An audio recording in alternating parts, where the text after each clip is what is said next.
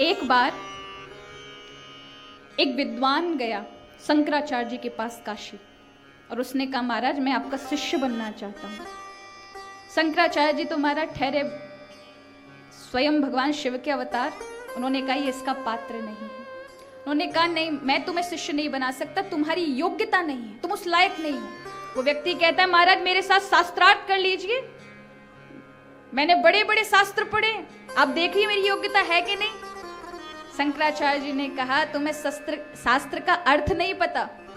अगर तुम्हें शास्त्र की थोड़ी बहुत भी ज्ञान होता तो तुम्हारे अंदर विनयता आती, और शास्त्र ने यदि पढ़ने के बाद तुम्हारे जीवन में विनय नहीं है तो तुमने शास्त्र का कोई अध्ययन ही नहीं किया, इसलिए तुम योग्य नहीं हो।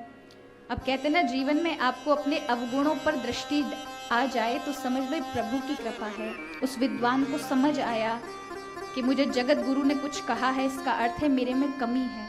पूछा महाराज किस तरह से पात्रता बनेगी। उन्होंने कहा जाओ वृंदावन में और वहां सोनी सेवा करो, झाड़ू लगाओ, राधे कृष्ण का कीर्तन करो, 1 साल बाद आना, जब देखेंगे पात्रता होगी तो बुलाएंगे।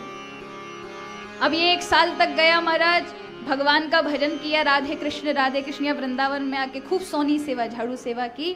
1 साल बाद गया, शंकराचार्य ने देखा पंडित जी आ रहे हैं, तो जो झाड़ू लगाने वाली होती है उनको बुलाया और कहा देखो अब ये आ रहे हैं भजन करके, इनकी परीक्षा हम करना चाहते हैं। तो जो तुम झाड़ू लगा रही हो ना, ये झाड़ू से कूड़ा उड़ाकर उनके ऊपर फेंक देना, तो पता चल जाएगा कितनी पात्रता है। वो कहती है मुझे तुम मारेंगे पकड़ के। बोले 1 रुपया मिलेगा, और उस जमाने का 1 रुपया बहुत होता था। वो सहज स्वीकृति दे दी उसने।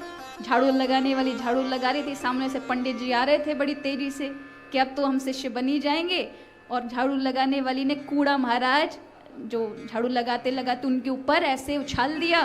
फिर तो महाराज बड़ी तेज आंखें उनकी गर्म हो गई, लाल पीली हो गई, और सुनाने लगे दिखता नहीं अंधी हो गई है, झाड़ू कैसे लगाते, मेरे ऊपर कूड़ा फेंक दिया। तो वो तो बेचारी चली गई। शंकराचार्य जी महाराज के पास आए, कहा महाराज हम तपस्या करके आए हैं। महाराज ने कहा लौट जाओ, अभी तो लोगों को खाने को पड़ते हो, तुम्हें भी कोई पात्रता नहीं, जाओ फिर से 1 साल के लिए भजन करो। ये फिर से गए महाराज, खूब भजन किए। 1 साल बाद आ रहे थे, शंकराचार्य जी ने फिर उसको बुलाया, झाड़ू लगाने वाली को इधर आओ, अब तुम अपना झाड़ू का सीधा जो झाड़ू लगाती हो उसमें पाखाना जो तुम लपेट जाता है उसका तुम उनके शरीर पर छोड़ देना। उन्होंने कहा मुझे मार पड़ेगी, वो डांटेंगे। उन्होंने कहा देखो तुम्हें 10 रुपया मिलेगा। फिर क्या था, ब्राह्मण आए और उसने वही किया, उनके ऊपर वो झाड़ू पे लगा हुआ चीज लगा दिया। अब तो वो बहुत क्रोधित हुए, पर उन्होंने कुछ बोला नहीं। आंखें लाल हो गई, शरीर लाल हो गया।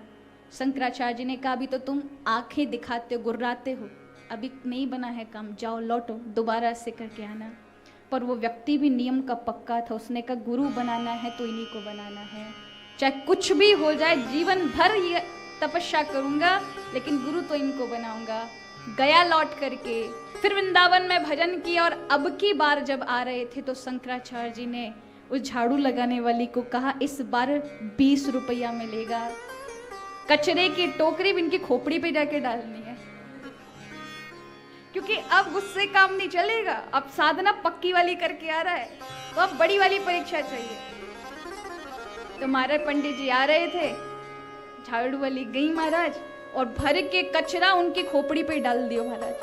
पर वो थे कि उन्हें क्रोध भी नहीं आया, तुरंत उसके चरणों में पड़ गए, मैया गुरु जी से पहली गुरु तो तू है, अगर तू मेरे ऊपर ये सब ना करती तो शायद मेरे अंदर ये क्षमता नहीं आती, आज मुझे क्रोध नहीं आया तुझ पर। तो उसी समय शंकराचार्य जी कुटिया से भागकर आए, लाओ मैं तुम्हें शिक्षा देता हूं, अब तुम योग्य हो। तो कहते ना अंतःकरण इतना पवित्र है कि उससे इतनी जल्दी विकार जाते नहीं हैं, लेकिन भजन करते रहोगे तो आपके जीवन में ईर्ष्या, कपट, दंभ, लोभ, क्रोध, मोह सब खत्म हो जाएंगे। लेकिन उसके लिए भजन करना पड़ेगा।